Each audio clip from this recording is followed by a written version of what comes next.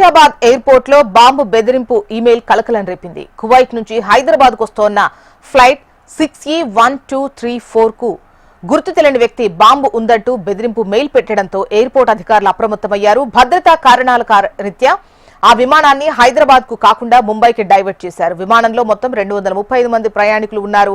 ప్రయాణికులను ముంబైలో సురక్షితంగా ల్యాండ్ చేసి విమానాన్ని స్కానింగ్ చేసి డాగ్ స్క్వాడ్ ద్వారా పూర్తిగా తనిఖీ చేపట్టారు. బెదిరింపు ఈమెయిల్ పై నిజమా కాదా అనే దానిపై పోలీసులు, కేంద్ర ఏజెన్సీలు పరిశీలిస్తున్నారు. మరోవైపు శంషాబాద్ విమానాశ్రయంలో భద్రతను మరింత కట్టుదిట్టం చేశారు.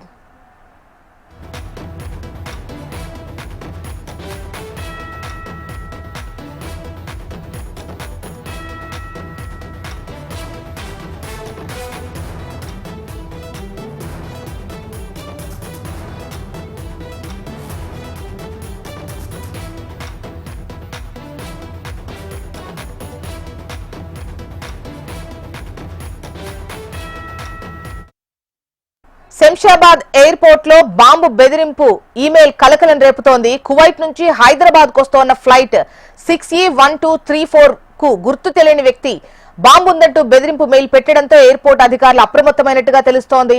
డీటెయిల్స్ అందించేందుకు అరుణ్ సిద్ధంగా ఉన్నారు.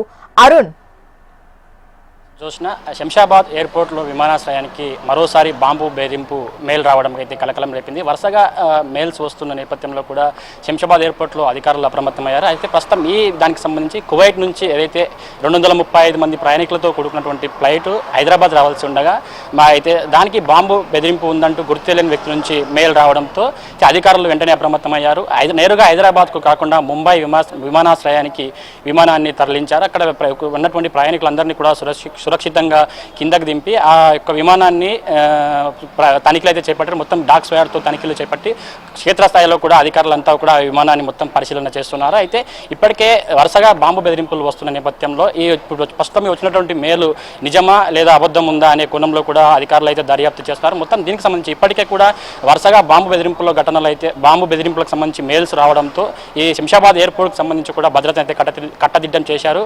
వస్తున్నటువంటి ప్రయాణికులందరినీ కూడా క్షుణ్ణంగా తనిఖీలు చెప్పిన తర్వాతనే లోపలికి అయితే అనుమతిస్తున్నారు. ప్రస్తుతం ఈ ఘటనకు సంబంధించి కూడా అధికారులు అటు కేంద్ర ఏజెన్సీ సంస్థలు ఇద్దరు కూడా ఈ ఘటనకు సంబంధించి వచ్చినటువంటి బాంబు బెదిరింపు మేలుకు సంబంధించి అది నిజమా కాదా అనే కోణంలో కూడా దర్యాప్తు చేస్తున్నారు. మొత్తం మీద ప్రస్తుతం అయితే ఉన్నటువంటి విమానంలో ఉన్నటువంటి 235 మంది ప్రయాణికులను అయితే సురక్షితంగా కిందికి దింపి ఆ యొక్క విమానాన్ని క్షుణ్ణంగా అయితే తనిఖీలు చేపడుతున్నారు. మొత్తం మీద అయితే ప్రస్తుతం ఈ హైదరాబాద్ విమానాశ్రయానికి మాత్రం కట్టుదిట్టమైన అయితే భద్రతను అయితే పెంచారు.